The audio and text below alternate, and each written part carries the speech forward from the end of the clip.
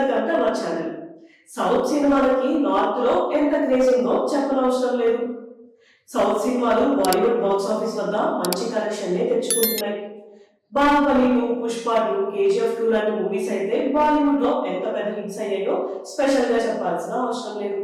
Pushpa 2 movie అయితే ఏకంగా 1000 కోట్ల కలెక్షన్ ని సాధించింది. దీంతో బాలీవుడ్ డిస్ట్రిబ్యూటర్స్ అందరూ సౌత్ సినిమా అనగానే ఇంట్రెస్ట్ చూపిస్తారు. కంటెంట్ బాగుంటే నార్త్ ఆడియన్స్ కి ఖచ్చితంగా నచ్చుతుంది అనే ఒపీనియన్ తో ఉంటారు. ఇప్పుడు చిరంజీవి గారి నెక్స్ట్ మూవీ విశ్వంబరాని కూడా ఒక భారీ బడ్జెట్ తో కొనుక్కున్నారు అని తెలుస్తుంది.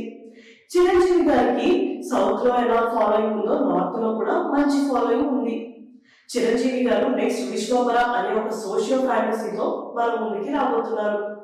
ఈ మూవీ విఎఫ్ఎక్స్ నెక్స్ట్ లెవెల్ లో ఉండబోతుంది అని ఒక హైప్ అయితే క్రియేట్ చేశారు.